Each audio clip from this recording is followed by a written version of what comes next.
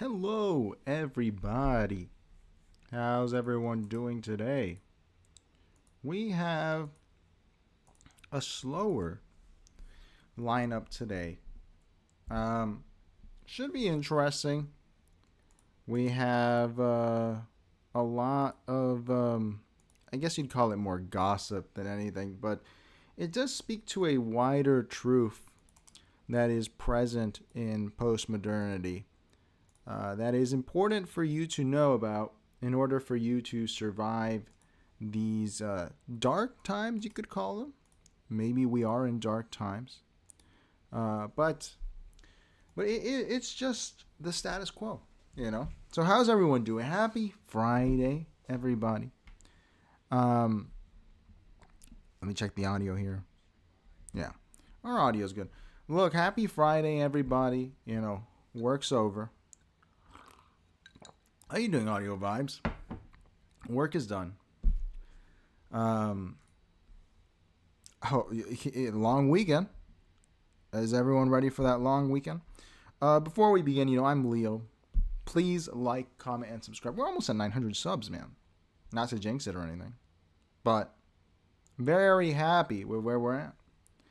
So, it actually may be a shorter show depending on how deep we get into this, especially since I want to cover the Chinese century. What's up, YC? How you doing? How's your Friday? But we have to start here with this. This story came out this week, and I wanted to let it settle over a few days. And we gave conservatives a lot of shit on the show for the Cracker Barrel thing, and it's only fair to give shit to people like this that we're gonna see right now. So, let's see. This was a pretty funny headline when this first started breaking that I saw. So, Olivia Juliana, a social media heavyweight for the DNC, is facing backlash over reports that 1630 Fund was dishing out $8,000 a month to feed her a menu of talking points. She was brought on to give the Democratic Party some extra heft with younger voters. If you guys don't see the puns there, they're pretty good. So, I'm sure you're aware of this woman. But before we talk about her specifically, I think it's best that we understand what exactly this story is. And unfortunately, the best way to do that is to watch Patrick Bet David, who will make an appearance later, because Patrick Bet David is, it's just bad, man. It's bad what's happening. The brain rot in this country is just terrible. I guess it's international, right? Everyone's watching Jubilee. I bet you a villager in Eswatini is watching Jubilee in his hut, or in Honduras. They're taking a break to watch Jubilee. If you don't understand how damaging this is for your brain yet, as I've explained a million times, whether you're a Democrat, Republican, it doesn't matter. If you don't understand how damaging, how profoundly evil this stuff is, how it will destroy your brain, I can't help you. This stuff is bad, and I hate everything. Yesterday was when that pointed out that PBD is going on Jubilee. And dude, we'll talk about it when we show it, but if we're watching it here, this isn't even for meta-analysis. He just covered the story. I didn't see anyone else who really covered this story with some depth. It's still shallow, but it's coverage. It's sick. So, let's see. Democrats are trying to find ways to find their Rogan, all that other stuff. Story comes out from Taylor Lorenz, Dark Money Group, paying pro-Democrats, influencers, up to $8,000 a month, New York Post. What's the story, Rob? This is... Now, I would say the underreported thing here, which I'd be curious if anyone understood, is why Taylor Lorenz broke this. Taylor Lorenz, if you don't remember, is a very annoying and poorly media-trained person. She's not good on camera, in my opinion. She comes off as a crazy person, as a sociopath. And she broke this story, and she's a Democrat, ostensibly, so I don't understand why she would do this. It seems like some sort of petty resentment, which is fine, Everyone wants 8K a month, it's 96 a year. It's pretty good. It's not great. But, I guess people want that. And maybe she wanted and didn't get it. Do you have a video on it or no? It's just a story. Just a story. Okay, let me read it. A secretive dark money group tied to the Democratic Party, the 1630 Fund, is paying online influencers up to $8,000 a month through their course Creator Incubator program to disseminate left-leaning talking points with participants including Olivia Juliana, the Gen Z activist who spoke at the 2024 DNC convention, Lauren Pierta, a former Playboy executive turned to Occupy Democrats YouTuber, Barrett Adair, who runs a viral American... Do you know these people or no, Rob? I don't know any of them. Viral American Girl dot-themed meme account.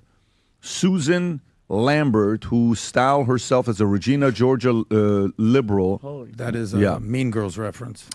Ariel There's our girl. Fedor. There she is. Ariel Fedor, who is a Southwest teacher Airlines. with 1.4 million TikTok followers. Sandra Jennings, TLC reality star and older brother of trans influencer Jazz Jennings. Weird. David Pakman, host of YouTube show. Oh, our boy. Pakman's on this list? Oh, weird. But Pakman's got a couple million. Why does he need $8,000 a month? Pakman, okay. Very profound question that Patrick Bet David made, which we'll answer. But just think about it for now. Let it simmer in. Why does someone who already makes a decent income need, but more importantly, receive $96,000 a year from the Democratic Party? Think about that question, because I think the answer is a little deeper than most people give it credit for. Okay, so along with Leigh McGowan, better known as Politics Scroll, so Assistant 31 told the Post that it is a fiscal sponsor of Course, receiving donations on Course behalf, providing operational administrative support, but it is not the original source of financing, and the fiscal sponsorship model is common across philanthropy and in compliance with all laws. Is that what this is? Rob, do we know anything else about the story? That's all that I know right now. It said how many people were involved? And that's the unfortunate thing. I don't think that there's much more to report on here. They're just going to yell, "Hey, how you doing, Robert?" about it. So before that, they mentioned the Olivia Juliana. If you don't remember who this is an obese young woman. And as I've said repeatedly on this show, I'm not a Democrat. I'm not a Republican. I'm past politics, right? I'm not better than anyone, right? It's just I'm past it. And what I study is the power, right? And that's what's important. Olivia Juliana is an obese, ugly person. There are obese, ugly people on the right as well. There are ugly people, ugly Republicans. I mean, look at Mitch McConnell. Mitch McConnell's an ugly old man. It's actually hard to find people who are not ugly. But ugly is not a choice. It's something that happens to you, right? It's just unfortunate. I feel bad for people that have to struggle with that. Now, obesity, unless you have hypothyroidism, which I don't think Olivia Juliana has, and we'll show the evidence for it. This shows you the level of grift, of lack of discernment. And this is why I keep saying to people who are self-identified Democrats, you need to stop. You are getting scammed. No one would put an obese person, an obese, ugly person, as a front runner to get young voters. This would not happen if they actually cared about winning. So either they don't care or they're stupid. And in either case, you have to run away. So let's look at this ugly, obese behemoth when they spoke at the DNC in 2024. This person has already not delivered on a race, and they were still receiving $8,000 a month. It's not a lot of money. Sure, there's going to be lefties, people we attract on this show. They're going to be, $8,000 is a lot of money. It's not a huge amount, okay? It's $96K a year. Taxman takes like 40% of it, I'm sure, where these guys live. I'm sure it's not their only source of income. I'm just saying that this is not the be-all, end-all of it. So let's see what she did at the DNC. Welcome, Olivia Juliana.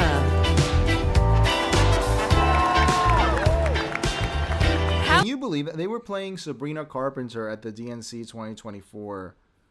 This is a party that is either stupid. It's hard for me to comprehend The only way I can comprehend this, and this is why I keep telling people, is that they are stealing money, man. They're paying a license to play Sabrina Carpenter, which is the young woman vote, which was the vote. Sure, it's relevant, but you lost in a blowout in this last election.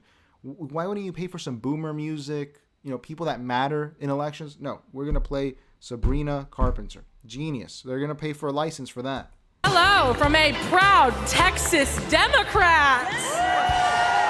This November, I'll cast my first vote in a presidential election ever. So just judging off the start, this is who this person is. They're not dressed correctly. Hang on, I can't remove that. Look at how the stomach, I hope you can see it, comes over the unbelted pants, okay? Look at, obviously it's blue because they're Democrats. Look at how bad these arms are, how loose it is here.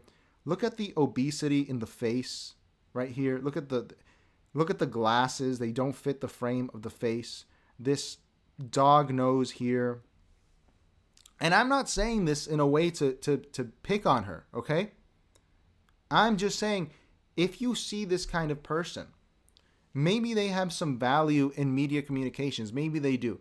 But if they wanted to be on camera, they would not look like this. They wouldn't. They wouldn't. And if you're putting them on camera regardless, then you don't care. Okay? Maybe they can write a great speech. Her voice isn't terrible. Maybe she could do a voiceover. Okay? But, I mean, look at the hair. Look at, this is ass, dude. This whole thing, this is someone that I look at talking to me and telling me who to vote. I assume they have bad breath as well. Some sort of hashimotosis, okay? And these stupid little earrings. No lipstick. Not to be crass, lipstick on a pig, right? This is fucked up, man. This is not okay. This is ugly. And no one likes anything that's ugly. And you're gonna, oh, but Trump is ugly too. Okay. Keep losing then. Keep losing then. All right? Maybe you could analyze why Trump, despite his ugliness, won, if that's how you perceive it. Or maybe you could, I don't know, look at the brand, look at the way of dress, and compare it to this. To this. Robert says, what do you say that the Democrats have lost their identity? I think that's a simple explanation, Robert, and that's the one that they push. That's probably, I give it a 10% chance of being true. But what I say, the reality is they're just scamming. They're a scam party now, and that they completely agree with what most of the Trump administration is doing, and that's why they're not trying to win. There's no other explanation that makes sense to me, man. Unless, and you can make this argument, if you tell me that women like Olivia Giuliana have taken over this party somehow, if you can make that case to me clearly, I would say it's an identity problem. But I have a feeling that this is, Chuck Schumer would look at Olivia Giuliana and go, this is great. So they like to lose. There's no other explanation. YC says Trump is very handsome. Trump is very handsome to a lot of people. I'm not going to say that's wrong, man. It's fine. You know, I'm not attracted to men or anything, but I'm sure if I asked women, you know, I'm sure some of them would say he's handsome. If you asked men, young men, which is what this purported person is supposed to attract, I'm sure that there is a percentage of men that would say this is attractive to them. I'm sure that exists. But 99.9% of men, and I'm not saying that people would not go home with this lady.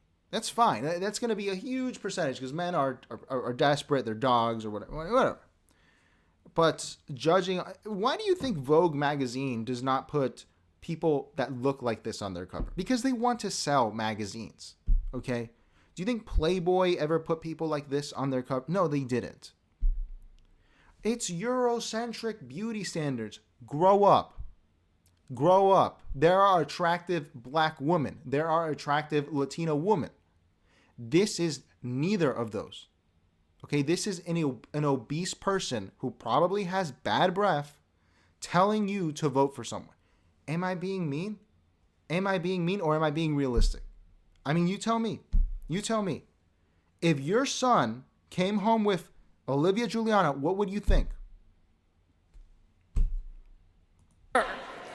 The fact is, our right to vote is Look at this. No belt, because what belt do they make in this size? A hair tie. Unprofessional. Is there a watch? I can't even tell. I can't even tell. $8K a month, man. If you donate to this party, that's where this is going. It's going to people like this. under attack. I've seen it. Long wait lines. People blocked from registering to vote. Texans denied our voice. Donald Trump's Republican. Look at this. You can say you're attracted to them or not. This is an older woman, but you have next to her 3 ladies that are about her age, I assume, that are at least in shape. You can say they're attractive or not. It doesn't matter. They're at least in shape. Who could be doing this as well? But no, they put this dysgenic person in front. Are making it harder for us to vote, but we won't let them get away with it. And Kamala Harris won't let them get away with it either. She's fought for our freedoms. She's fought for our voice, but we will only be heard if we vote. As the saying goes, if you're not at the table, you're on the menu. So In the lack of self-awareness, if you're not at the table, you're on the menu. Robert, thank you for the super chat, man. You're the second super chat we got. I appreciate you, man. Wow. Appreciate that, man. She looks like the cartoon character. I think the guy's name is Peter something. Oh, you mean like Peter Griffin? That's the thing is, look, and it's not me being mean, right? I appreciate that a lot, Robert. Thank you so much. Let's give you some air horns. If you are sick like this, this is a sick, look, I've said this before to people, and look, you can say, oh, this is right-wing crap or something, because that's what they've tried to make fitness, right? And I'm not even a guy who loves the gym. But what I'm saying is this, look, if there is no argument as to why you should look like this. Okay? Except for hypothyroidism, which a lot of people claim, but I don't think is accurate. Okay? You don't want this to happen to you. This is, if you're a Democrat, especially, right?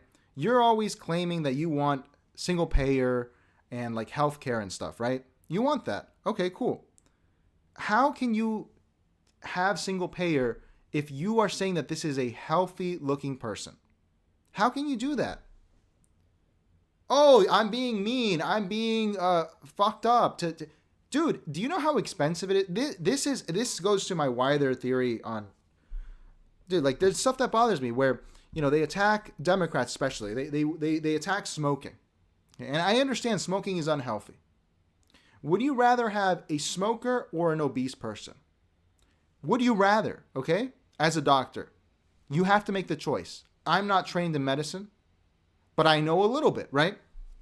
What are the risks with smoking? Lung cancer, cardiovascular disease. That's about, I mean, there's probably some more stuff that we don't know about. Metastasis, obviously. But when you look at Olivia Juliana, when you look at an obese, there are so many problems that come with obesity. You know, when you're obese, it is crushing your organs. It is crushing your organs inside. The fat deposits, okay? They are squeezing your organs and hurting you. This is something that causes cancer. It's unknown what problems this is. And this is what's being promoted. And subconsciously at every level, everyone knows that this is wrong. And you would have dropped this if you wanted to win. But they don't. They don't. And this is why it's a grift. Gen Z, let's take our seat in our democracy and cast. The gym has never been cheaper. Losing weight has never been easier. I'm not even saying eat healthy. Get on Ozempic. Get on a GLP. You can find them on Groupon now. You can find them anywhere. I'm not on them. I don't think it's good for you. I would not endorse it. I don't think it's good to have rotting food in your stomach because your motility slows down. I don't think it's good. But if I were to go into politics and I had a weight problem, I would consider it. Because why not? You have to make sacrifice. You have to pick your regrets in life. You have to pick them. Okay? Maybe you get married young and you don't get to be a philanderer. Maybe you get on GLPs to be in politics and you get some sort of stomach disease. Maybe, I don't know, man. There are so many sacrifices that you can pick to achieve a greater goal. And this is something that people are unwilling to vocalize to people like this. You want to be the public face of this party, well, then you're going to have to lose some weight. You're going to have to lose some weight. And the fact that you allowed yourself to get to this position, and remember, keep in mind, this isn't abstract. This person was getting paid $8K a month, $96,000 a year, okay, to do this stuff. The fact that this is sick. This is sick. Well, how else can this is sick. This is obesity. This is not overweight, which is already not great. But look, I'm not even one of these people that's like, oh, you have to be at your BMI or something like that, right? I'm over my BMI. I don't think the BMI is completely accurate. Okay? I think I fall in the overweight category. I'm like 5'9", and when I'm on a bulk, I get to 200, and when I'm on a cut, I get to 180. I don't like to go below 180. Some people say you should be at 160. I'm not going to do that to myself, okay? But you have to look presentable. I just don't understand what is the mental disorder here that will not allow you to look presentable. Oh, I'm a metrosexual. Okay. I'm not even talking about her clothes right now. I'm talking about something you have full control over that is extremely cheap to fix. $96,000 a year. Our ballots this November for Kamala Harris and Tim Walz. They were talking about the happiest people in the world. Okay. Let's continue, Patrick. But we have more videos of this woman. I Hate Everything says that. Is that the we on the menu lady? Yes, it is. I Hate Everything. What's up, man? How you doing in New York, bro? Yes, it is. It is. Let's continue the story. Once again, we're watching Patrick Bet David because he was the only one who did a good summary of this. And there's not a lot of information. I would like to know why Taylor Lorenz published this. I really would. 90 of them. 90 influencers were expected to join. Go a little bit lower, according to Wired. Go a little bit lower. So that's Pacman right there. Lower. Is there, let me see what it says. Some bulk at the group chanting influencer debating the terms. One pro-abortion creator, Perry, would have quipped, I believe we are in stage 5 acceptance. Aaron Pernas, Gen Z influencer, once hailed the Gen Z. Walter Cronkite is reported to have told the colleagues it was take it or leave it. By the way, I only know David Pacman and Olivia Giuliana off this list. I don't know about you guys. I don't know the other ones. I only know them. So let's keep seeing. I mean, I don't know who the other people are. I did not research them because I think that these two are enough for you to see how damaging this is. The program's secrecy clause was deliberate. It avoids a lot of public disclosure that you see on political ads. Wow. A lawyer for Chorus said in a Zoom call with creators, according to Wired, your names aren't shown up on reports filed with the FCC. Well, he was wrong. Go a little low, Rob. So they were thinking their name wasn't going to be on the list. Now it is. That's not good. Okay, so why is this not good? Tell me why this isn't good. Well, I mean, they're paying them, like when it's dark secret money, who's paying it? Is it a specific candidate? Is it a campaign? When they say Democratic Party, it's like, who is it? I'm just curious to who and who's leaking who's leaking the story. So what's the difference between this and... Now, Vinny's asking an interesting question. I spoke about this with a friend. And this is the wider point that we will come back to, which is this. Is who's actually paying the money? Is Taylor Lorenz making all this up? I think this question is irrelevant because what Taylor Lorenz published gives you more truth to the reality of the postmodern world you live in than anything else. Maybe she's not making $96,000 a year. Maybe David Pacman's not making $96,000 a year. Someone is funding these people, okay? Someone is. And there's a reason that the way money flows in this postmodern world, literally my buddy told me, he said I wasn't thinking big enough. And he was right. This is what you should take away from it as a viewer, as someone who's just curious. There's a reason that people like this, that losers, that insane, get money. There's a reason. Why is it? Is it because the world is fucked up? I don't know. I don't know what the reason is. Maybe we could ask God. God doesn't seem to be answering this question. This is the real sick thing about where we live. And you can be angry about it, or you could grow up and accept it. I'd rather grow up and accept it. Olivia Juliana is the only type of person who would receive $96,000 a year from the Democratic Party. The only type. These people, dude, let's not kid ourselves. If you're a Democratic donor or if you're the Democratic Party, you are extremely close to the money printer. Okay, you are close to the Federal Reserve. Whether you work in banking or in cinema or in tech. Tech is a real economy. People that got 0% interest rates for 20 years to build companies that made no money for 30 and now are the richest people in the world. All right, yeah. Fucking go. Yeah, I have a bridge to sell you if you believe that. Okay?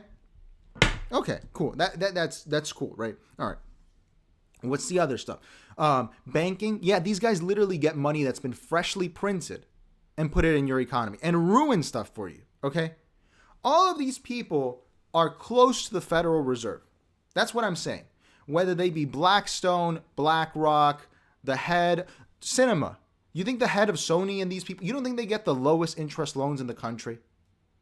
These people get, and the money flows from their hands into Olivia Juliana's grubby little hands and David Pacman's hand. We're going to look at David Pacman. David Pacman's sanctimonious, annoying hands. That's the way money flows here. And there is no explanation. This is what the Vinny's not getting here. There is no explanation that will satisfy you in regards to this. Who's giving them the money? It doesn't matter. It doesn't matter. This is the way that money flows in this hell. So what I'm telling you is if you want to get money, arguably you should become obese and ugly and start doing stupid commentary under Sabrina Carpenter's music at the DNC. You will succeed more than other people. That's just true. That's on the Democratic side. On the Republican side, there's a whole other dynamic. I'm not saying it's any better. Republicans have a whole group of Charlie Kirk influence. Charlie Kirk, Steven Crowder, all these people, Ben Shapiro, are just, they're stupid in another way. But they get all the money from boomers, from institutions, from government in order to do their job. That's what they get. Are you gonna? Don't cry about it. It's just the truth. If you want to really succeed, and I'm not taking this advice myself. This show is not the Ben Shapiro show. I'm not here talking to you about why Cracker Barrel is evil for changing their logo. I'm not going to insult your intelligence, but I know that it's limited. And that's why this isn't, I'm doing this for fun. Okay? But if you want to succeed, you will become Steven Crowder. You will become Olivia Juliana. If you want to succeed rapidly, quickly, become obese, become ugly. Become Steven Crowder. Become a jacked, low IQ guy who like talks about, I don't know, guns. And that, I love guns. Nothing wrong with guns. I'm just saying that is the type of person that will sell.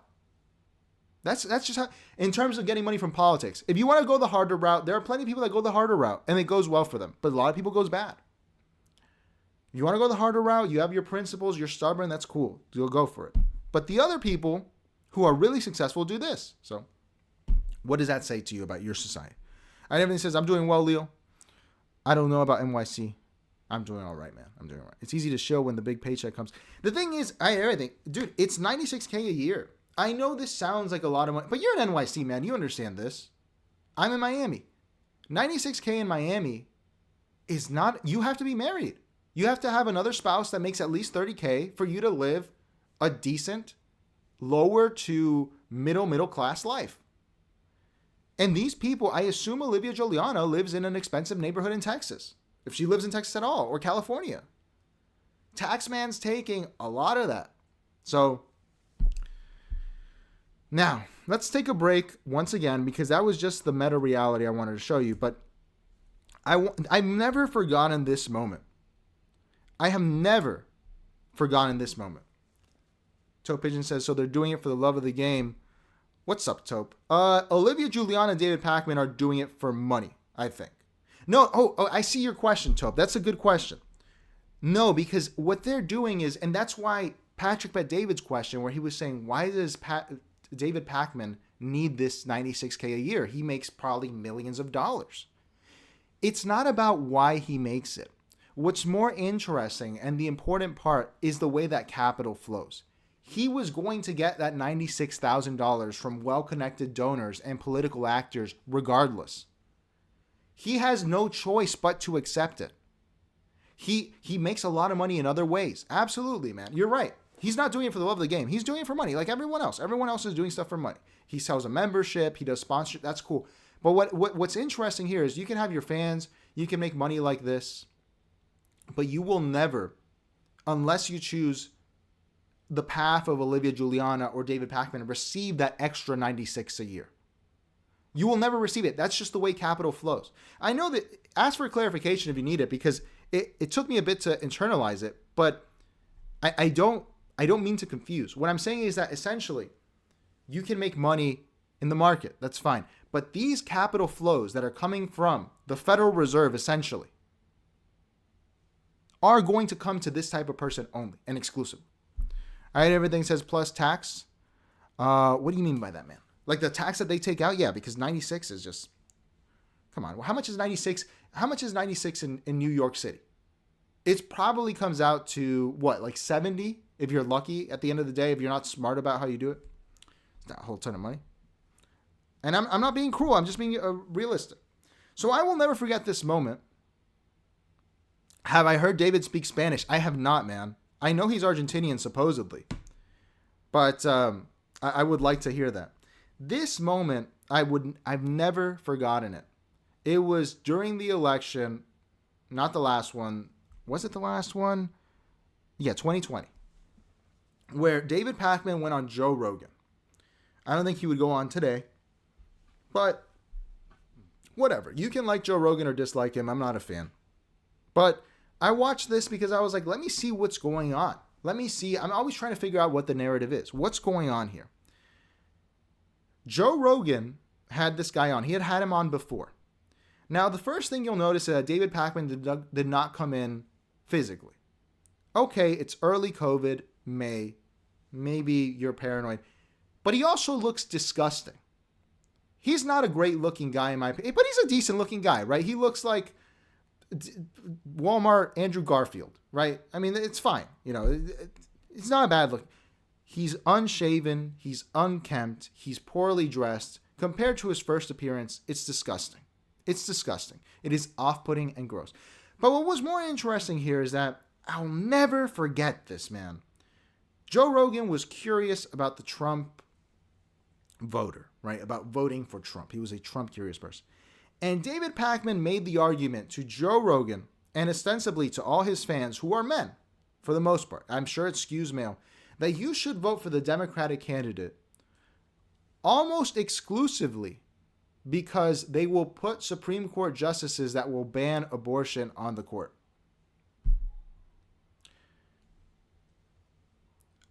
I'm sorry, man. Like, this is when I knew that this was a complete and total grift. Like, they were not trying to win, okay?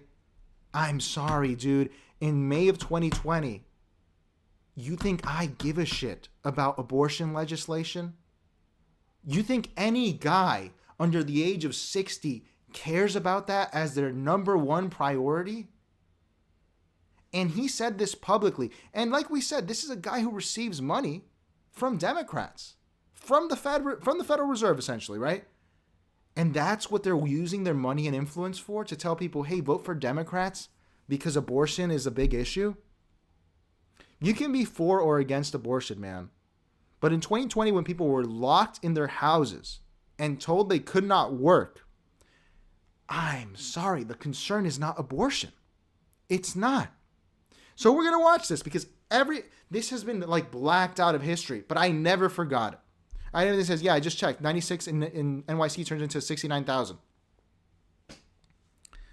69,000. It's not much money. And that's why it's important to note that that's where capital flows. But let's see here the other moron who was receiving 96,000. Not moron, smart. It's a grift. It's a grift. It's cool to grift, man. You got to, everybody's got to eat. Everybody's hungry. Everybody's got to eat. Olivia Juliana's got to eat. That should be the only job he does. If he was just going to pick Supreme Court judges, he should mull over that for years. He should have stacks of paperwork in his office going over. First of all, he should be a lawyer. Like Obama would be uniquely qualified for that gig.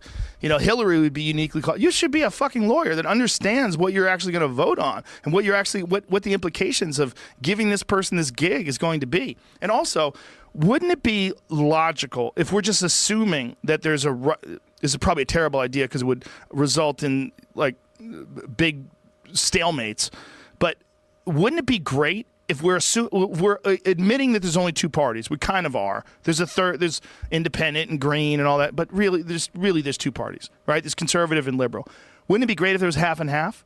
5 of each or 4 of each, or pick a number. If you're going to have a Supreme Court, wouldn't it be great if it was equally representative of? Well, by definition, that cannot happen because in order. Look at how disgusting this man looks.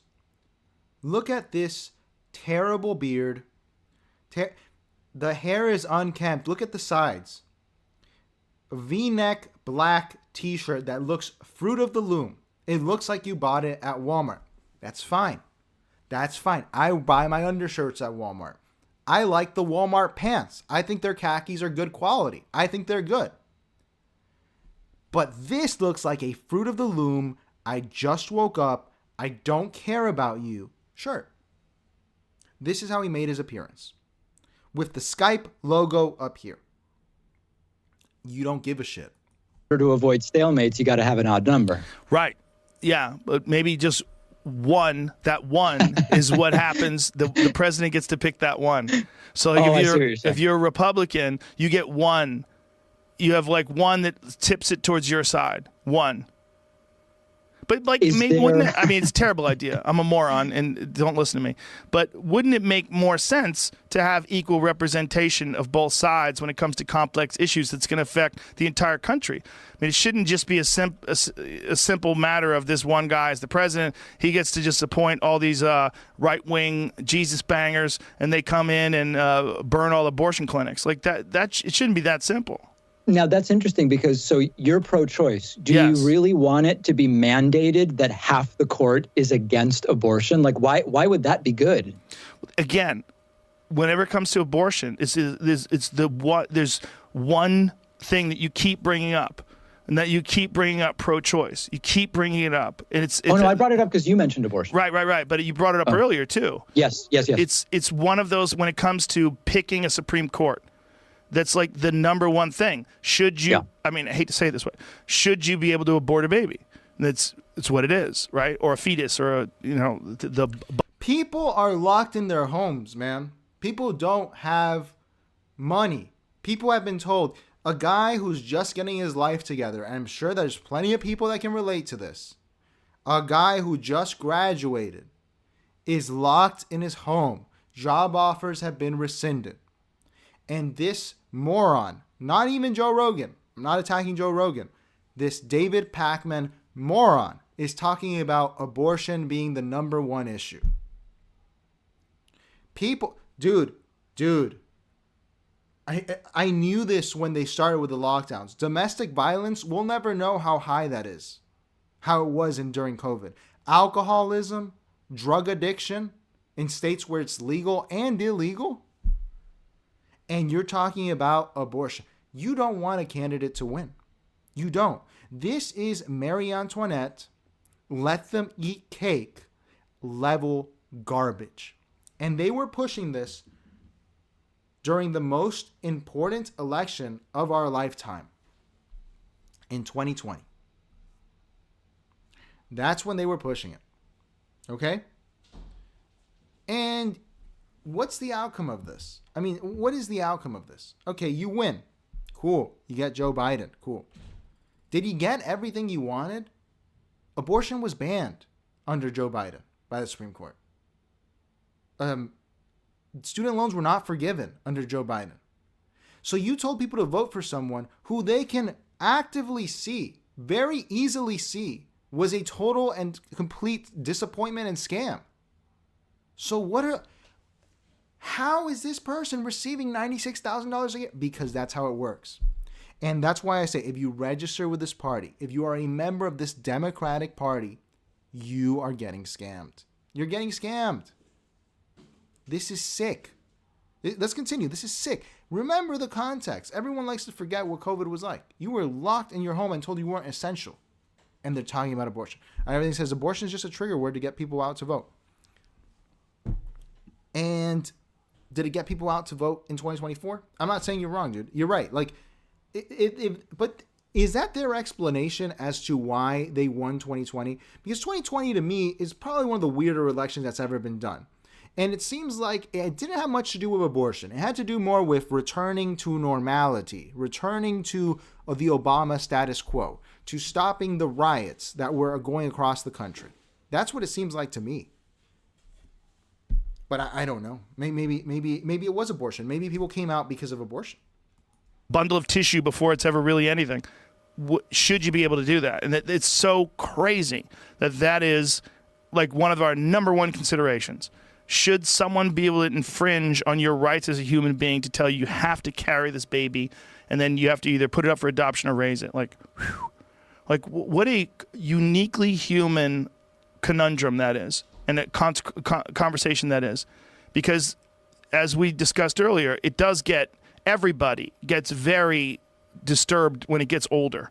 When you're dealing with 5 and 6 months, everybody has a problem with it. Almost everybody. But when it's early on. He brought up a conversation about it. Let's keep playing it so we can keep looking at the disgusting face of David Pakman. He brought up a conversation about abortion while people are fucked financially, economically, socially. This guy came on to the biggest podcast in the world, looking like a piece of crap, looking like he's dressed like he just woke up to tell people to vote. If you think that this is what won the election and they did not win in spite of this, I don't know what to tell you. And you have the A/B testing. When it was a more normal election in 2024, they lost. And they lost not by a little. When Olivia Giuliana spoke at the DNC, they lost by a lot. When David Pakman was out there attacking Joe Rogan that election, they lost by a lot. Okay? A lot. Let's continue here. What a disgusting. Imagine thinking, you've been to a job interview, I assume, in your life. Have you ever thought, let me throw on this Fruit of the Loom shirt, not shave, not gel my hair or style it, and get this job? Let's get this fucking job. Dude, fuck these people. They're going to love me. Fuck them. No one. I can't think of someone who's done that, and it's gone well for it. Maybe Will Smith in Pursuit of Happiness. Disgusting. And the Russia thing that they were paying people $100,000. You know, Dave Rubin's name was on there, and a couple other people's name was on there. Yes, you remember that list I when think it came it's kind out? of the same because, like, when they say dark money, Pat, Yeah. where is it coming from? Who's paying to influence these people to use their influence to? Because if I'm a Democrat, you know how I'm arguing this? How cheap are you guys? You guys are so Republicans cost money apparently. If you want Rubin, you need $100,000 or Tim and these guys. These guys are like for $250. They're interested in. So these are the names from CORES. CORES is a created nonprofit organization dedicated to expand their reach. Of course, is recruiting, training, and support. What is significantly different between this and the Tenet scandal that they're bringing up is that the Tenet scandal was, who knows? I don't want to speak out of turn, but from what I've read, it was dark Russian money, non-American money that was being pushed towards people like Tim Pool and this is all allegedly. I'm not an expert here, okay? Towards Tim Pool. And who else? What other moron? Dave Rubin, in order to sow division in the United States. Okay, well, that's a foreign agent bringing in money. It's fucked up, whatever, it's wrong. That's not as relevant because the capital flows within the country, intra-United States, are more important. There will always be enemy actors pushing money towards divisive figures. That's just the truth. That's just how it works, okay? But the intra-capital flows are what's more important for you. Because that's the money that's easy and available. Supporting independent online voices and building the next era training. See, that's the part I have a problem with. Go a little bit lower. What does training mean?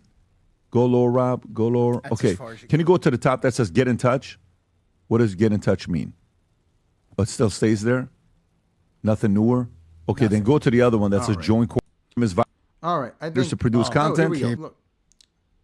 They went on the website. This is why it was good. Let's continue. I thought that we were done with the Valley. Let's see. I want to join. Chorus Incubator Program is vibrant pro-democracy learning community for participants receive a monthly stipend. So they're open about it. Once again, here you can see how no one cares, that no one's trying to win. It's a pro-democracy learning community for content creators. I'm sorry, dude. It just... What has happened to this party? This party is a complete and total scam. If you're not aware. Pro-democracy. So you're telling me there's an anti-democracy party in the country. Who gives a shit? Who cares? I can't think of anyone who cares whether this is a democracy or a autocracy that does not make at least $300,000 a year. Everyone else cares about, I don't know, car insurance rates, about access to healthcare, about school funding, about material conditions. Allegedly, that's what they care about, people, right? And that's why for a long time it was, single payer and this kind of stuff, which is all a scam as well, like the way they were pushing it. But they're not even pretending anymore. The reason you should vote Democrat is because you're pro-democracy. Hey, this is the same thing as Republicans, on the other hand, where they're like, oh, you're going to vote for communism, for socialism? Well, dude, I mean, my car, insurance has gone up 30%. The roof of my house, I have to replace it, and it's $50,000 now. So I don't really give a shit. These people, it's the same thing, man, on both sides, where they don't care. They just don't care. And what are you going to do? What are you going to do? You're going to cry? No. About it.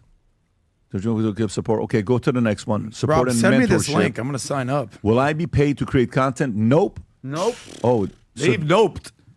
Yeah, I don't like that. I don't like that. Chorus is a creator-led, non-partisan nonprofit for a really different model. We don't pay creators to produce content. Keep We reading. just give you space to learn more about how to communicate. Please note that we do ask incubators to submit one piece of content for growth analysis.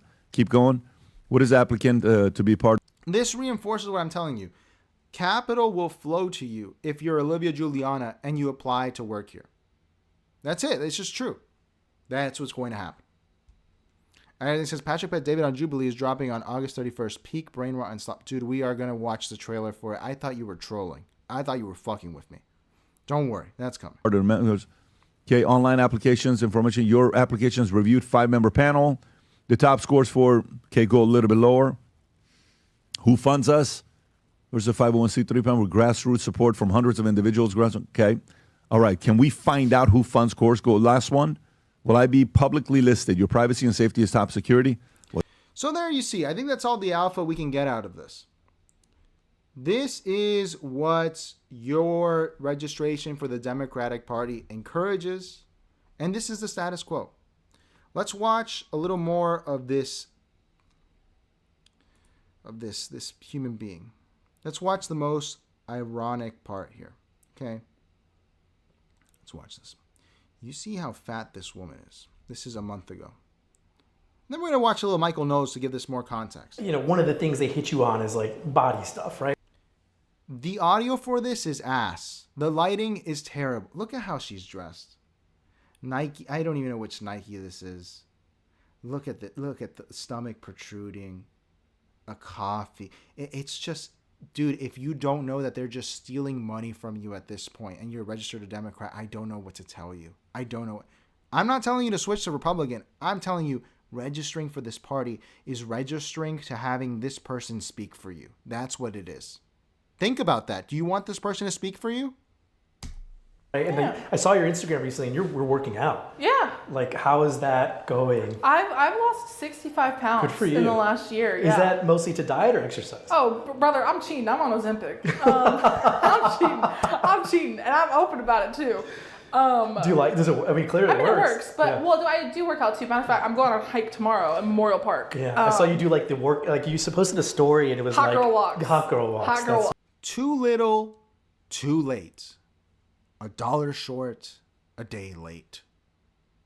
I got on the Ozempic now. Why weren't you losing weight naturally before the invention of Ozempic? That's the thing that you need to analyze the most. Think of it, if you were married to someone if you were married to someone, okay, and they suddenly got like this takes a while. This takes at least 2 years, in my opinion. I don't know. To gain enough weight that losing 65 pounds still has you obese. This takes probably a couple years. Not hard, not easy to do. What would you do? Let's say you had children. Think about it like this. If you were married to someone and they got on heroin and you had children, what would you do? Well, if you're American, I don't know, you're probably, I'm going to fight for them to go to rehab. If you're anyone else, and this is why this country is the way it is. You're Latino, you're Asian, you're black, like, I'm sure even black Americans too. You get away from that person. You say, hey, my kids are not going to be around this person doing drugs. It's wrong. It's wrong. It's not good. What is the difference between a junkie and this? I don't know. And not to go full... The reason Breaking Bad resonated so much in my household is because the show was the most crude one in terms of the reality. When the main villain of the 3rd season says, I don't work with junkies because you cannot trust them, or something along those lines. This is something that I had heard my whole life from family. Do not trust junkies. Do not trust people with substance abuse issues. This is someone with a substance abuse issue. Maybe it's McDonald's, but it's still a substance that's deadly and will kill you. This level of obesity is something you should, if you're a political party that wants to win, pay the person to go away. And everything says, just be like Kyle Kalinske and marry into money. Yeah, I didn't know Crystal Ball's rich. Hey, man, good for him, man. Good for him. I'm not going to hate. Smart. Everything says, who thought in the DNC was a good idea to give her a mic? That's the only debate, right? The debate is, are they stupid or are they in on it? Are they on the take? And I'm leaning towards they're on the take. They want to put these people up because they want Donald Trump to be successful with most of his policies. There's no other explanation for me, at least. And that's why I keep telling you, if you're a Democrat, get away. These people are not fighting Trump. There's no way. There's no way anyone fighting Trump does this, behaves like this. Yeah, like I just go walk, do some weight training, and like I've always enjoyed working out. Yeah. I've just never done it. It seems like you channel a lot of like the criticism and hate into like trying to do something positive out of it, which I think like a lot of people struggle with, especially women, like right, because I'm stereotyping here, and or generalizing is probably a better way to put it, but like women take criticism of their bodies a lot more serious than like a guy would, right? Yeah.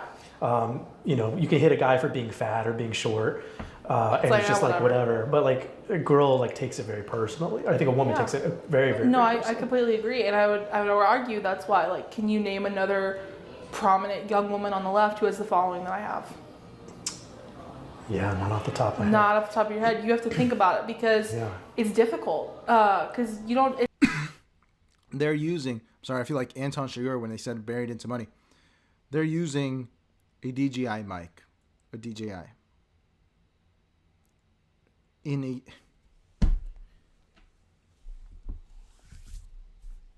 You're so damned ugly. If you think this party, they're paying this woman $96,000 a year, and she's using a microphone that you can buy 2 of, I think, at Best Buy for $300. You can buy it with a camera for $600.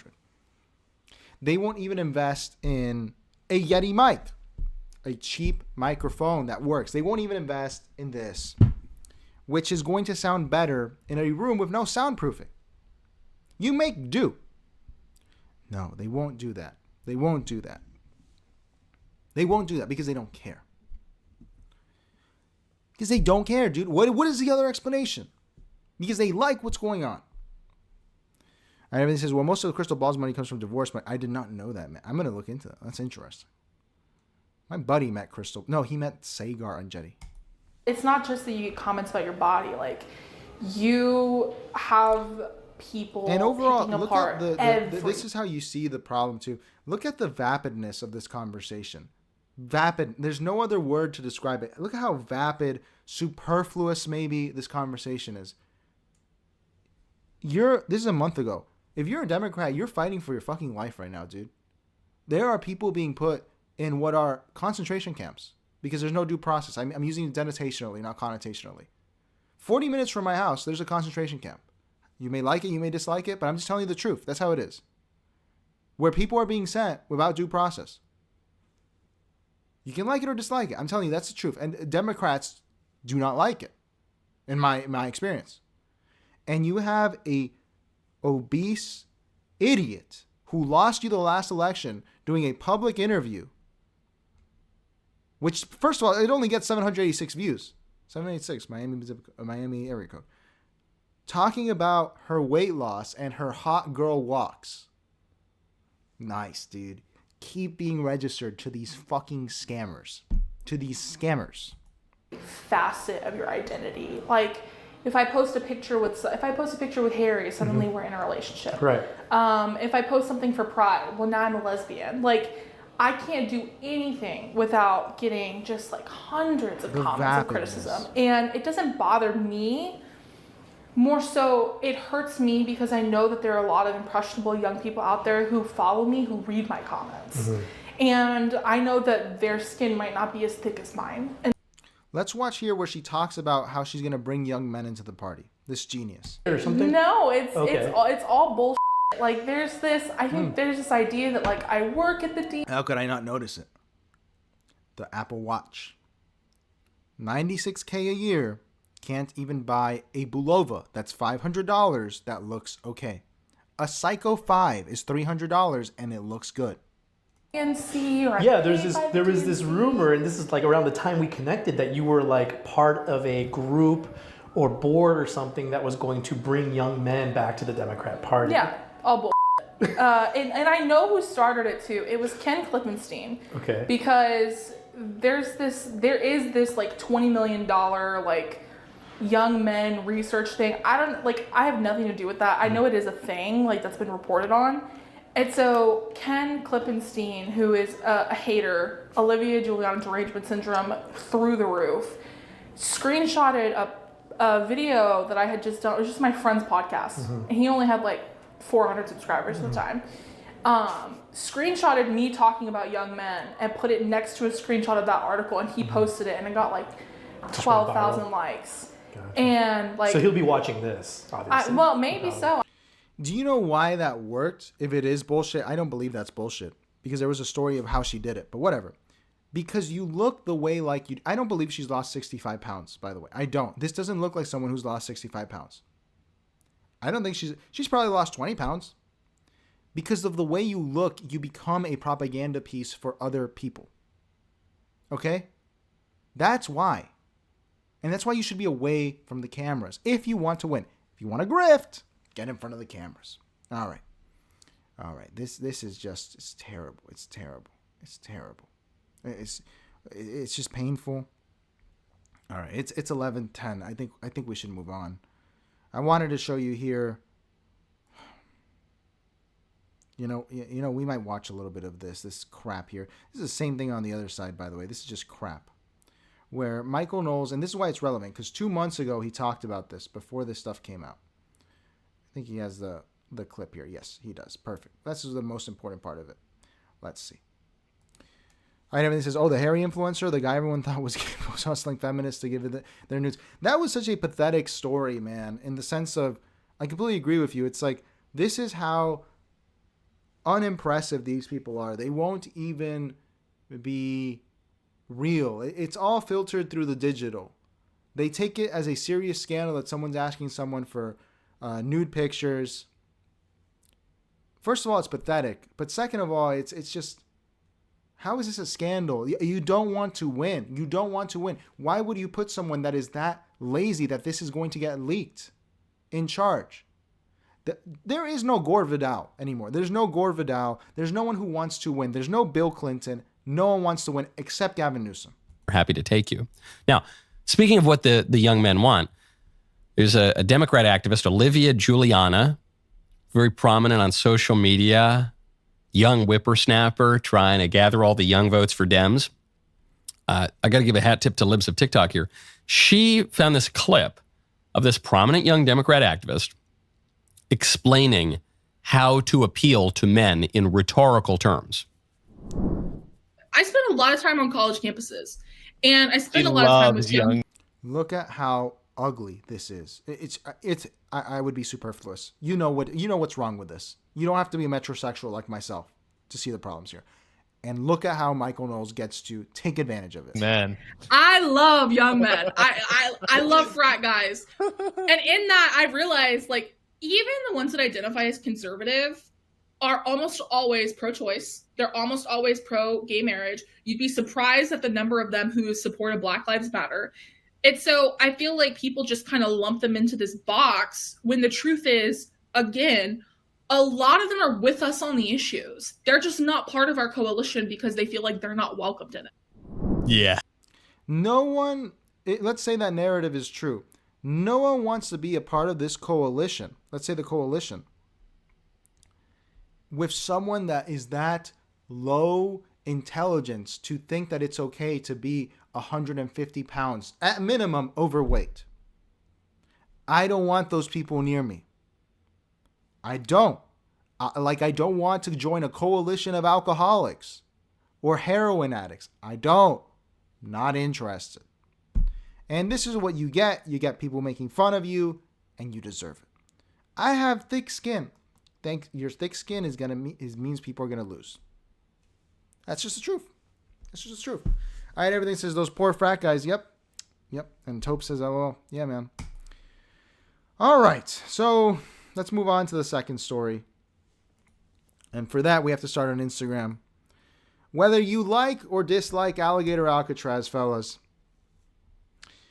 this is my mayor, and this woman's a piece of shit. Okay, she's terrible. She's a Democrat. The other mayor of the city is a Republican, and he sucks too. So it's not a partisan thing. She's a thief and a liar. And we were missing, I think, $500 million from the budget. So much so that Florida's Doge is going to investigate the city. Nothing's going to come of it. It's all bullshit. This woman does not care about anyone. Her name is Daniela Levine Cava. She's not even from here. Okay, she's not from Miami. Her last name, she hyphenated it to get Cava in, to get Hispanic votes. Okay. I think it's Italian. I think her husband's Italian. He's not even Hispanic. Whatever. Here she is yelling about Alligator Alcatraz a few days ago. This is 40 minutes outside of the city. Okay, the city ends probably 20 minutes that way. Okay, back here. For me, it ends that way.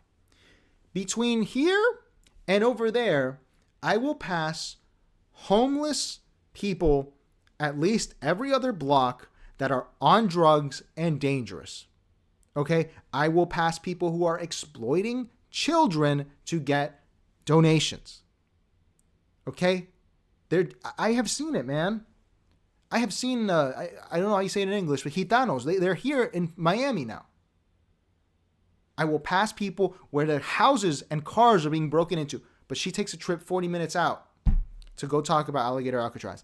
You can dislike Alligator Alcatraz, that's fine. This is the mayor of a city that is falling apart. There are problems here. All right, everything says, so she's the female DeBozo changing her name. Yes, she is, dude. Yes, she is. She changed her name by hyphenating it, which is even more Machiavellian and disgusting in my view.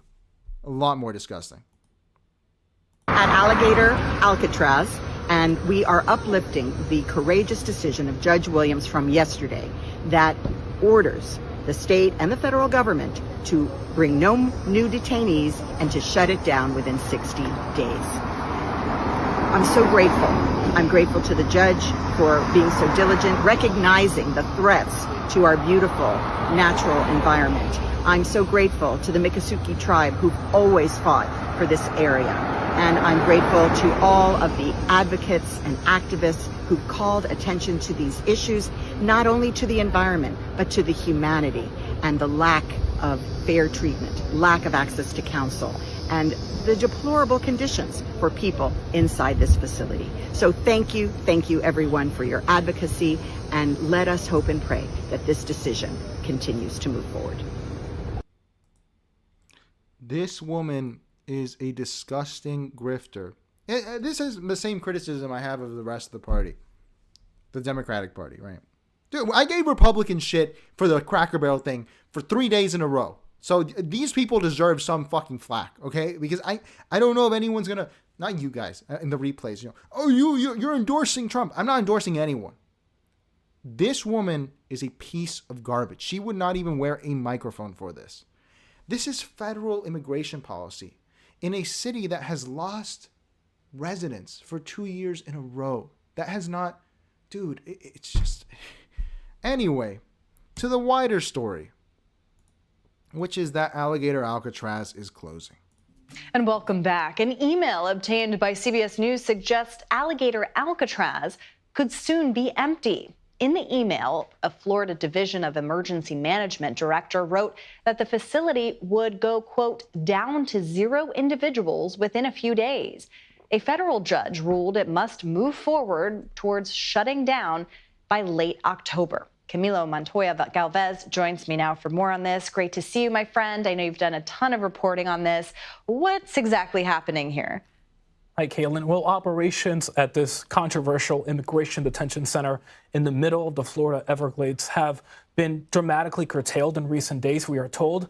Department of Homeland Security officials say that the Trump administration has been working to move out detainees from this facility in Florida to other detention centers across the country so they can await deportation. They are still in ICE custody and are still facing deportation, but in many cases are no longer in this facility. And this is partially stemming, Caitlin, from a ruling earlier in August from a judge in Florida who found that the facility was in my criticism of this anti-Alligator Alcatraz thing from the start, and I was always against this for ecological reasons, but my criticism was this, and I still have it, okay? This movement against Alligator Alcatraz reminded me a lot of early, but not early BLM, where people were talking about the 13th Amendment and mass incarceration. This is not the only prison in Florida with bad conditions. Most prisons in Florida do not have air conditioner. Look it up. And it took this for anyone to pay attention to that, which they don't talk about. And it is an issue that will be forgotten as soon as this thing is closed. What is the point of addressing these issues if you don't? That just proves the nihilistic tendency of people and politics nowadays. They don't actually care. There's no AC in a prison that's 40 minutes from my house heading south where there are mosquitoes that will, not malaria, Zika, other disease. You can read letters from prisoners talking about this. You can be a hard-on crime person. I get it. You can be a financial person. Say it's not in the budget. Okay. There's got to be a solution. Dude, people in prison. Prison is... I'm an anti-prison guy. I think prison is evil. I think jail and exile are like the best ways of managing crime. Okay? But prison is just evil. And if you're going to have prison, you got to have AC. They only cared about it with Alligator. They're not going to care about it in the future. They're not. It was just nihilistic. And as far as for the other side, for the Trump supporters, another Trump dub, right? Your prison was never a prison. It was a bunch of little tents. It was a contractor scam out of Miami and Tallahassee. That's all it was. Where they sent, like 100 people. Good job, bro. Yeah, you guys really succeeded. Perma victory for Trump supporters. Perma victory. So smart. It's just that there is no winner in this society. There is no winner. Endangering the local environment and the local wildlife, and that it was circumventing federal laws that actually require officials to undertake environmental reviews before any... Yeah, and YC says they built a second Alligator Alcatraz in the Panhandle too, which no one talks about. I think they're building one in Jacksonville too. I think. I don't remember.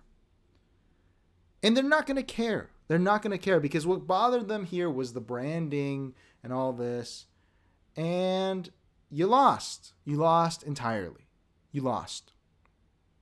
Both sides, it's just they can't get enough L's, man. Trump, you lost this very public battle. Okay, you still have your other prisons, but this looks pathetic. Democrats, this looks pathetic as well. You both lost. major construction project like this one, Florida had argued multiple times that this law did not apply to state officials because this is, after all, a state-run facility, not one overseen by federal officials. But the judge in this case disagreed, and last night also ordered Florida to continue to wind down operations at this facility. We did just learn, however, now from our colleague Jason Allen in Texas that according to Representative Veronica Escobar, a Democrat in El Paso, some of the detainees who were previously held at Alligator Alcatraz have since been moved to the Fort Bliss military installation in West Texas. So again, this is a setback for the Trump administration in Florida, but it doesn't mean that this will severely inhibit the administration's mass deportation efforts because, after all, there are other immigration detention facilities across the country. So just a matter of where. Camila Montoya Galvez, thank you as always for your reporting. Now, the more interesting thing that came out this week, I only saw articles about it. I couldn't find a video. I always prefer to show a video so you can get the visual. But let's pull it up here on the web. Is that apparently there was a riot here, like the Cuban riot in Atlanta in the 90s. I don't know if you guys know about that, but apparently there was a riot. But no one... a report... Here we go. It's a Unicorn Riot, which is one of these... I think they're Antifa, which is fine. I don't care as long as the information's accurate. But I don't see anyone else reporting it, and it'd be interesting to have it reported. So you can see here. Let's actually read through it, because this is interesting. I don't think there's been a riot like this, except... Let's look it up real quick. Atlanta prison riots, Cubans. JC Perez, I see why you only have 11 watching. Why you say that, JC? Explain yourself. This was in 1987, part of the Mariel boat lift. So it's interesting that history would repeat itself. JC says Trump 2028. Oh, I see. Okay, so you don't have the mental faculties to, I don't know, take some nuance, dude. Like, I'm not anti-Trump. I'm not pro-Trump. I'm not any of this stuff, man. We've spent 2 days shitting on Democrats. I don't know where you get these ideas from. I spent 3 days before that shitting on the Cracker Barrel Republican crap. What are you talking about? What are you talking about? YC says Trump forever. Trump forever. All right. Reports of uprising at Alligator Alcatraz by Chris Sciano Unicorn Riot. This is today. Dade Collier Training and Transition Airport, according to reporting, by Noticias 23, Univision, an uprising took place on or around Thursday, August 28th, at the notorious immigrant detention center called Alligator Alcatraz by some, and the Everglades concentration camp by others. Dude, no one calls it this. They call it Alligator Alcatraz, even people that don't like it. The site has drawn widespread condemnation due to severe human rights and environmental violations and is in the process of closing. Oh, shit. Oh, there is a video, but it's in Spanish, so we'll translate it. Varios familiares de detenidos en Alcatraz de los Various family members of the people that are detained in Alligator Alcatraz Caimanes se han comunicado con Noticias 23 reportando lo que parece ser un motín en el have communicated to Channel 23 News that there has been a riot at Alligator Alcatraz que estarían involucrados al menos 4 detenidos, in which at least 4 detainees were involved. Desde la cárcel recibimos una llamada a través de la cual hablamos con 3 de los detenidos. We got to speak to 3 of these rioters over the phone. Aquí se ha formado, ¿sabes? La persona empezaron a gritar porque una persona se le había muerto un familiar y empezaron a gritar porque, ¿sabes? Empezaron a gritar que la libertad. Dude, it's like Scarface. Someone's family member apparently died and then people started yelling libertad, like the beginning of Scarface. Let's see. En un momento entró un equipo grande aquí, mano, de la prisión y empezaron a caer la culpa a todo el mundo. En estos momentos está revuelto y, bueno, tenemos el helicóptero arriba. Le han caído golpes aquí a todo el mundo. Muchas personas están sangrados. Bro, el lagrimógeno. Somos migrantes. People are bleeding. There's a helicopter overhead and there's the use of tear gas. No somos criminales, no somos asesinos. We are not criminals, we are not murderers. Pues hay helicópteros arriba y hay mucha gente que está sangrando. ¿Qué es lo que There's a helicopter and a lot of people are bleeding. están haciendo las personas que tienen a su cargo el cuidar la prisión? What are the guards doing? Nos están golpeando, nos están maltratando. They're hitting us. They are mistreating us. Según los detenidos, un helicóptero de la policía sobrevuela la prisión. Durante nuestra comunicación, escuchamos el ruido de las alarmas de fuego sonando en el interior de la instalación. Sí, nos están maltratando, nos están golpeando, nos están tirando bombas de demócratas a todos nosotros que estamos acá. No escucha la alarma. What they were pointing out is that you heard the fire alarms, and the guy's saying the same thing, that they were throwing tear gas and hitting them. Lo que está sonando ahí. What he's asking, what is that sound? La alarma de emergencia, por favor, ahí. The alarm, and now the guy's crying. I don't know if that's international. He's crying.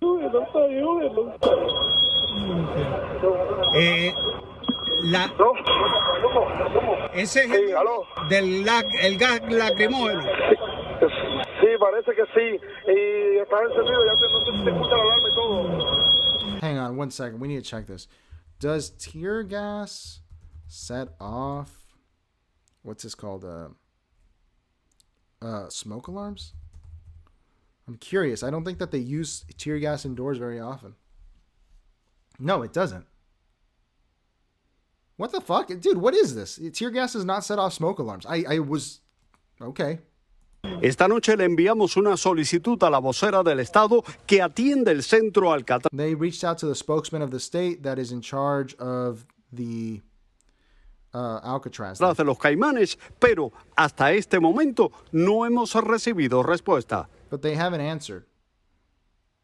Dude, this has to be... I'm not trying to be an asshole, but is this true? I mean... Used tear gas and indiscriminate beatings to regain control of the facility when an unknown number of suffering captives began to revolt, presumably to attempt to escape. Detainees who contacted the Miami-Fort Lauderdale Spanish-language news outlet said that they could hear fire alarms as well as the sound of helicopters circling the facility. The Florida Division of Emergency Management, tasked with running the facility, denies that any such events took place and did not respond to requests for comments, according to Univision. However, details reported in the incident are consistent with the earlier August 6 report by NBC6 South Florida, in which detainees calling the news station reported general chaos, mass beatings by guards, and the likely death of an injured or sick person seen laying on the floor dying with no available medical care. The FDEM replied to NBC6's inquiry for their earlier story by insisting these claims are false. Detainees at the camp went on hunger strike in July, stretching into August, but the Department of Homeland Security repeatedly insisted this was not happening. They're translating for you. Dude, I'm not trying to shit on Unicorn Ride or anything here, but or Univision, but why did the fire alarms go off? They're trying to make it seem like the fire alarms were... That's so weird. I just found the article because, yeah, this is a socialist website. Guards, riots, beat immigrant detainees at Alligator Alcatraz. I just saw someone post it on Twitter, and I had the tweet saved. But I found the articles now. Why is the fire alarm going off? Because they're making it seem like the tear gas did it. All right. Well, let's see here. All right. It's weird. YC says Trump forever. Okay. I hate everything that says Unicorn Riot, although I can't take that serious. Yeah, Unicorn Riot did some interesting work at some points, man, in terms of covering like... Or maybe I'm thinking of others of these, anti-fascist internet-based organizations. They do some work where they find like juicy stuff on the local end in Miami, but it's mostly useless shit. It's just personal life of politicians and people. JC Perez says, Univision, Telemundo, and CNN all in Spanish are all propaganda. Yeah, I wouldn't disagree with you that they're all propaganda. Every fucking corporate news is propaganda. Absolutely. Didn't this take place outdoors in tents too? Yeah, it says YC. Yeah, where are the fire alarms? I guess there are fire alarms here. YC says they probably edited the audio. It's a possibility. I wouldn't put it past these people. I never said send Jorge Ramos on the scene. He'll definitely find the truth. Yeah, he will. I know it says Leo just did better journalism right now compared to Unicorn Ryan. Dude, where's the fire alarm system? Why would there? How could you install a fire alarm system? I'm not trying to be a dick here. I'm just... Okay. I'm not being pedantic, right? I mean, this doesn't make sense. I know tear gas doesn't set off fire alarms. I just had to confirm it, but what? I'm sure people are getting beat up. I'm sure that's true. And once again, this goes to what we talked about yesterday with Paola Ramos. They publish garbage like this with no evidence, and then how are you supposed to argue against Alligator Alcatraz on humanitarian grounds ever? You just published a bunch of shit that I have no idea is true or not. Like, what is this, man? Thank you. Thank you for making this impossible to research. As I said from the beginning, I always thought it was an ecological disaster to have this, and I'm glad it's being closed for that. It reminded me of this. I don't know if you guys remember. And the guy literally said it was like Scarface. Did you hear that? He was like, oh, they were yelling Libertad. I don't know if you've ever seen Scarface. Dude, this is what really makes it. Libertad. This is going to get censored, so I'm going to cut out the... it'll probably get cut out by YouTube.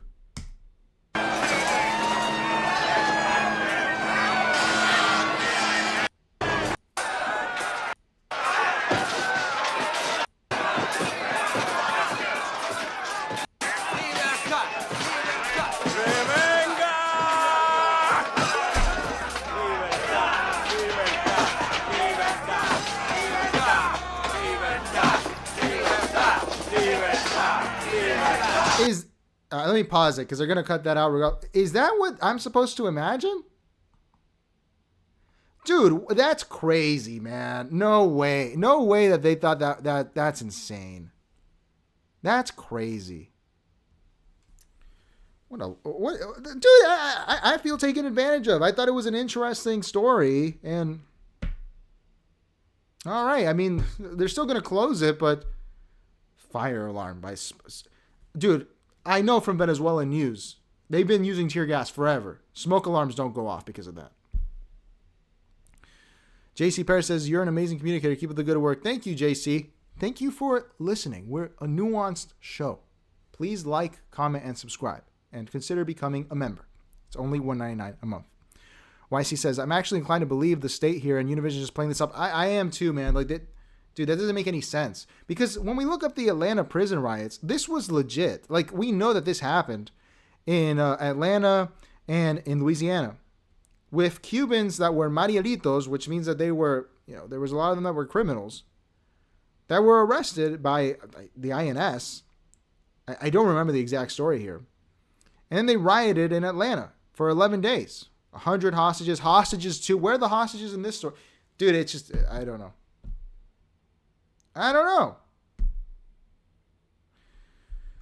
All right. Good job. Good job making it easy to fight ICE. Fucking morons, dude, in the media. As I've said before, I don't like ICE. I don't like any post 9/11 program. What are you going to do? All right, everything says POV, you're an alligator Alcatraz according to Univision. Yeah, they're killing Rebenga. They're yelling Libertad. Dude, come on, man. And you know what? It makes me question if they edited it in, as I think YC said. Dude. Back in here too, live now from... This is more news. This is the same shit. Let's get into the final story about how... I'm very disappointed. Oh, look. Let's watch our mayor scammer here really quick. This is our scammer mayor. Property. We're here because this week... Yesterday, justice was won for Miami-Dade County. The ruling from Judge Williams. This bitch is evil, dude. I have seen her in person. It was insane. She was invited to do a screening of her favorite movie, which was My Cousin Vinny, at the local independent cinema. It was crazy. Because I walk in there and everyone is like a lefty, and that's fine. It's art. Art is going to attract more lefty people. But they all were like angry. I could see they were angry. And we finished watching the movie, My Cousin Vinny. Yeah, I showed up at the end. Yeah, because I've seen My Cousin. I didn't want to see it. But I wanted to see what they were going to do. And it was a Q&A with her. And every single person, they were all lefties. They were all artist types, got up and attacked this woman. They were saying, you're a piece of shit. You cut funding for the arts. You cut funding for everything. And she was just total sociopath, but with none of the Gavin Newsom charm. This is why she's so hateable. Total sociopath. It was actually Trump. It was Ron DeSantis. It wasn't me. It was so funny. There was this woman who got up and she was almost crying. She was like, "You are pushing the art." She was Venezuelan, I think. "Are pushing the artists out of Wynwood," which is like the art districts of Miami. And she was like, "I'm not doing that." Like totally not giving a shit about how she felt. I know it's messed up, but like as someone who's past politics and just postmodern, it's like, dude, these people are just sociopaths. This is crazy. It was very funny. So she's a total sociopath. Is a victory for local control and freedom, for local communities, for our environment, our natural resources, and for all of the advocates who have worked so tirelessly to get this facility closed. It could be the end of the road for Alligator Alcatraz. You know what? I'm going to look stupid if it's not. Let's see really quick. Let's see. I'm going to do one last thing here. Is Alligator Alcatraz in Dade County? I don't know if the county line gets all the way out there. Let's see. If she has any reason to do this. No! Dude, it's just like we have the biggest bullshitter for mayor ever. It's not even in our county. It's not even, I knew it wasn't, but I couldn't say it for sure because maybe we own a bunch of shit it's not in Miami-Dade County. She has no power over, all right, dude, it's just fucking, everyone loses here. This is hilarious. All right, just ridiculous, man. Ridiculous. This was a worker that described the condition inside. We can look at this another time. What I want to watch here is The Coming Chinese Century. I've been wanting to watch this since like Tuesday. Because, we talk a lot of, I think China gets a bad rap. We talk a lot about it on the show. China is a country that functions. And this is my favorite Chinese propagandist. I will call him that because he is a propagandist. He has to sell the country. And I think that it's important to watch, especially now that we see that Trump has caved on the Chinese students. If you didn't follow how he caved, he said that, "Oh, no, I didn't cave. We're just continuing the same policy." That's caving. And I think he will continue to cave. So it's important to see, this is at least from this year. But he's been beating the same drum, Eric Lee, for like 5 years now, man. I really like this guy. He's a great communicator. So let's listen to what he has to say about China's rise and how the United States needs China, maybe even more than China needs the U.S. What are the expectations of China on that? And how should Europe navigate in such a situation? I think let's put this in a larger context. I think the two forces that are shaping our world today are the forces of deglobalization and the force of reglobalization. Okay, so we're at the end of this first round of globalization that's been happening post-Cold War for the last 30 to 40 years. And many countries benefited from that globalization. China, of course, is one of the biggest beneficiaries. And I would say America also is a great beneficiary of this round of globalization. But what's happened is that within the United States, all the benefits of globalization went to very few people. And the vast majority have not benefited as much. So it's leading to a revolt. So the current round of globalization. I think what's important here is that this is actually tied into Fukuyama, end of history, last man. Guys, there is no better system than liberalism that has presented itself. And liberalism obviously comes with globalization, and it comes with a whole litany of issues that are unpopular with people. And it's fine that they're unpopular. It's fine. But unless you can think of a positive vision with another system, you cannot beat it. And these are forces that have been in place. Not that have been in place, but they're forces that have been getting into this place. They have been moving forward for hundreds of years now. Hundreds of years. Okay, liberalism, at least since 1789 and the French Revolution, but even before that, people like to blame the French Revolution. It wasn't just the French Revolution. This has been happening forever. And these forces, you cannot fight them. You can't. That's the most important thing. And one of the biggest criticisms I would have of the Trump admin is you cannot fight the forces of liberalism. And that's why I hate conservatism. We have to go back. You can't go back. The only way out is through. That's it. Whether you're a fan of liberalism or not, from the left, you're a DSA voter, you're a Zohar Mamdani guy, or you're a MAGA Republican, I think both of them are misguided. I think that there is a frustration with liberalism, but what are we going to do? What's the other alternative? I don't know. I don't think there is one. And that's why I don't waste my time with getting emotionally involved and actually involved with politics. We just do analysis here. And I don't encourage people to get involved because you cannot defeat liberalism. You cannot. You cannot. That's ending was led by the United States and the West. And now the primary force of that globalization is retreating from it, is deglobalizing. So that YC says we have to return.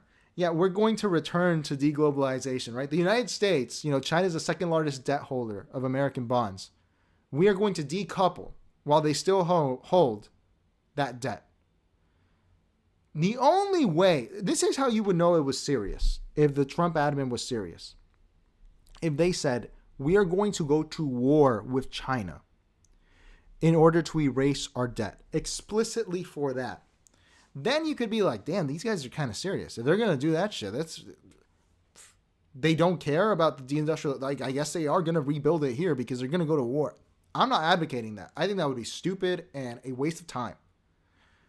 But that's the only way you could say, hey, these guys are serious. They're not. They're not because they're not putting that on the table. What's the other way of doing it? There's no other way. That's, I think, all that, the tariff talk, the trade war talk was part of this larger picture. But at the same time, China, of course, is the largest trading country in the world and in human history. China's continued development relies on continuing economic interconnectedness with the rest of the world. Okay? So China's attempting a re-globalization, and you see that in Hungary, with the automobile manufacturing being put out here, and that's all new.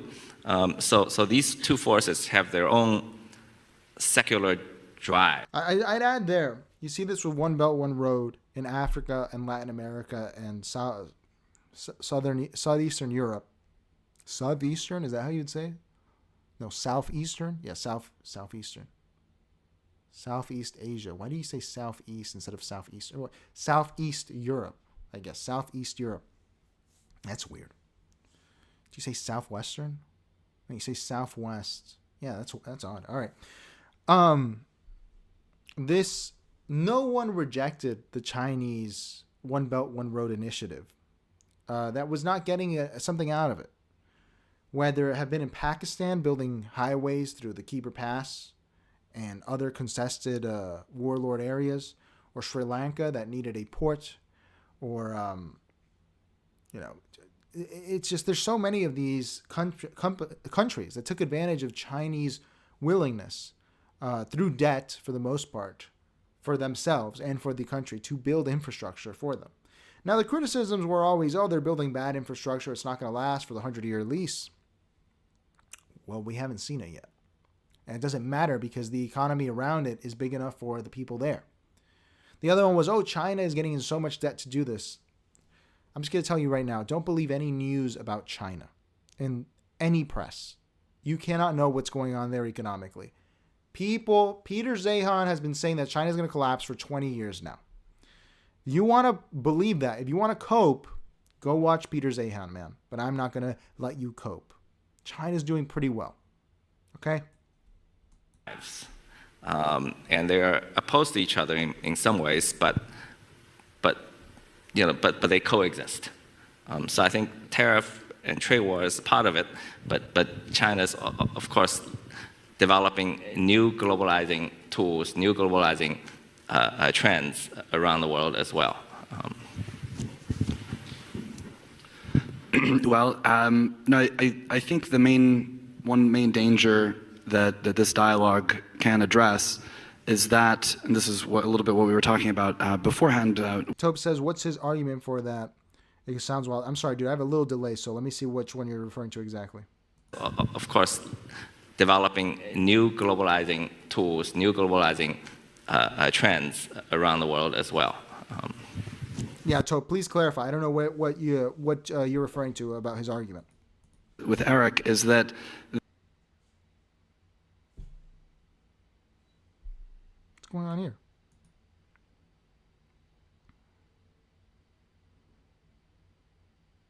But what's happened is well, no, I think the one main danger that this dialogue can address is that, and this is a little bit what we were talking about beforehand with Eric, is that right now, and it almost sounds like a liberal. Oh, the fact that China's gonna fall, the Peter Zeihan guy, dude, you have to know Peter Zeihan. He's like a totally useless liar shill for stupid stuff. He's been on Joe Rogan and stuff, but he's also does his argument is the same one that they always make about China. Some of the arguments is that they can't handle Taiwan and they really want it, that their real estate market is going to collapse, that their demographics are going to collapse because of the one-child policy and its lingering effects. All stuff that can be easily rectified or that is unverifiable. China has its own accounting standards. I don't know how their economy is actually doing. I can tell you that it's probably doing well because they have not lost the industry they have. And that's why this guy is a liar. Like, he's just a liar. It's unverifiable. People have been making this argument for 20 years. They're 20 days away from collapse. China is almost over. And it's like, all right, dude, well, show me some evidence. Show me some evidence. YC says Gordon Chang too. I don't know who that is. Let me see. Gordon Chang. There's a lot of Chinese guys that do this too, where they, American lawyer, political analyst, hawkish rhetoric on China. Haven't seen this guy, but I'm sure, dude, it's always the same thing. It's, the real estate market. People save too much money, so it's, there's an argument for that. You know, people don't have enough debt personally, as in the United States, and it's probably unstable for growth. Okay, but China is willing to do things that the Americans are not. So what's the argument? Everything says, I'll give China credit for their efficiency because in the U.S. we have to go through a bunch of regulations to even start a project. I had everything, man. The day that I completely changed my mind on China, I went on a tour in 2019. Paid Chinese asset, Leo. No, fuck you. I'm not. I paid for a tour on Groupon to go to China in 2019. It was 2 weeks, and I went to Shanghai, Beijing, Shenzhen, Xi'an. I regret not going to Hong Kong. I could have gone to Hong Kong. Could have gone to North Korea. Didn't do it. But whatever. Young college student, graduating, going into grad school. And I was walking around Shenzhen at night, or it was Guangzhou. It was one of the second-tier cities of China. And they were building a highway at 3 a.m. That's impossible in this country, in America. And I was like, nope, the materials aren't good. The labor's not perfect. You're telling me it's perfect here? I had a bridge fall in my city and killed 9 people. And it's perfect here? At least they build it, and it works for a little bit before it collapses. YC says he spoke at CPAC before. He's been writing books about how China will collapse for the past 20 years. I'm going to look him up. I'm going to look into that. Everything says thoughts on Sarah Payne. Is that the lady that Dwaresh guy interviews? She's like that Naval College lady. I found her so irritating in the way she spoke that I couldn't really watch it. I disagreed with her takes on World War II from what I saw. I think it's a very naive and very American. And obviously, Sarah Payne is, from what I understand, she has to propagandize because she is a dude. She obviously is at the Naval College, the Naval Institute, right? So she has to propagandize and give a positive American message. I started talking about Taiwan, I think, as well. There's this whole argument that China, dude, because the issue I see with the American point of view is that the American, being postmodern and rapacious, they think that China wants to control everything. I have never gotten that impression from China. China seems to me to want to play second string but have some autonomy to the United States. No one wants to be the global reserve currency. Do you know how terrible that sounds?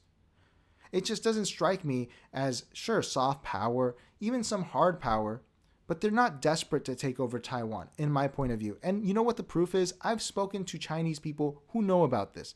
There's a Hong Konger I met a few years ago who told me Hong Kong is not how they're going to do Taiwan. They have 70 years of infiltration into Taiwan. The day it becomes Chinese, and you know this if you studied Taiwan's textbook controversy, where the Chinese send in textbooks that say they're all part of one China, right? They're just going to one day vote or take over Taiwan internally. And that's just how it works. It's just how it works. And what are you... This whole idea of like China sending carrier strike groups off the coast of Taiwan, it's just bullshit. Putin taught them they can't just invade. I don't think they were going to invade. Hong Kong is connected to them. And they didn't invade. It wasn't Tiananmen Square. It was cops. It was the use of force at a lower level. And also, not to be a shill, dude, you were supposed to protect Hong Kong, United States. Every CIA asset in Hong Kong was killed because it was leaked who their identities, I think in 2019. It was pathetic what happened there. The United States has no intelligence on China. So whenever they talk about China, they're just talking out of their ass. That's what pisses me off about the discourse about China. I just think it's bullshit. Globalist thing for me to say. But global mutual understanding is at a very low level, particularly after the COVID pandemic. So much so that Americans are not aware, and I think many Europeans are not aware what happens in China and vice versa. And this affects everyone. Obviously, this is not the only relationship. I'm not trying to say something trite. But after the COVID pandemic, all these exchanges went down.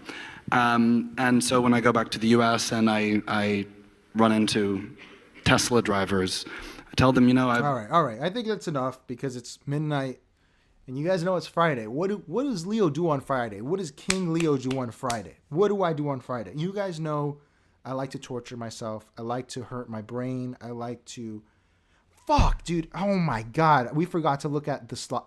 We're going to end with that. Let's look at our slop trailer for the slop that's coming next week. Would you take money from Shout a out to capitalist I Hate legacy Everything specialist? for telling me about this. This is not the United States of Patrick Bet David. This is the United States of...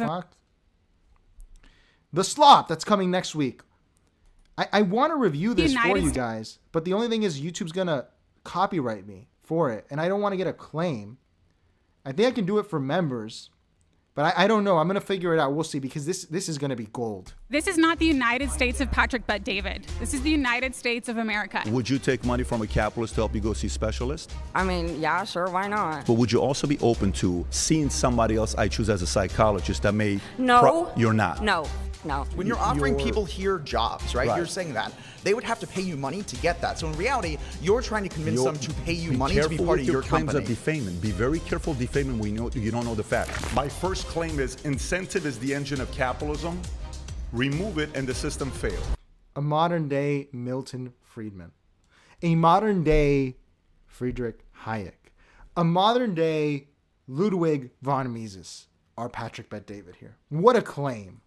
My next claim is capitalism has lifted more people out of poverty than any other system. A neoliberal as well. Beautiful. Beautiful. My next claim is if all the money in the world were divided equally, it would return to the same pockets within 5 years. A Pareto principalist. Modern day Jordan Peterson. My final claim is the U.S. is more socialist than capitalist today. If you hate the system, you're anti-socialist. The system is socialist. Jeez, man. You cannot escape the 20th century, man. It's going to haunt us till we die, till you expire. You will live in the 20th century. I'm Patrick Bet David. I'm an entrepreneur and founder of PBD Podcast. Today, I'm surrounded by 20 anti-capitalists. All right. Everything says, I'm surprised people haven't thrown hands on Jubilee yet. Dude, I'm surprised too, because this is Jerry Springer for now. Like that's going to happen. That is going to happen. They are going to start throwing hands at Jubilee at some point. Sick. He's definitely not them, Leo. Yeah. But this is the intellectual class of this country. But anyway, I gotta. You guys know what I like to do on Friday. Bill Maher, man. I gotta go torture myself with Bill Maher. So everyone, thank you for tuning in. Thank you to Robert Malloy for the super chat. Thanks, man. I really appreciate it. Let's give you some more air horns. I appreciate that, Robert. Please like, comment, and subscribe, everyone. Please. We are very close to 900 subs. I think it's going to be a fun time getting to 1,000. We're very close. Share the channel to get people to subscribe. I'd appreciate it. Tope says Jubilee boxing matches coming soon. That would be amazing. That would be more honest, honestly, Tope. You're right. If Patrick Bet-David had to fight, I don't know, like Hassan Piker or something, and whoever wins the debate, would be better for, it would be less brain rot. It would destroy your brain a little less. But yeah, guys, time to go watch Bill Maher, the wonderful genius that he is. I'll see you guys. Appreciate you. See you on Tuesday. And yeah, let me know. We'll see how we do the Jubilee thing. I'll probably announce it in a post because it's brain rot. But this is not Mehdi Hassan. We have to watch the king, Patrick Bet-David. I'll see you guys. Appreciate you. See you on the next one. Change the world. My pride of message. Goodbye.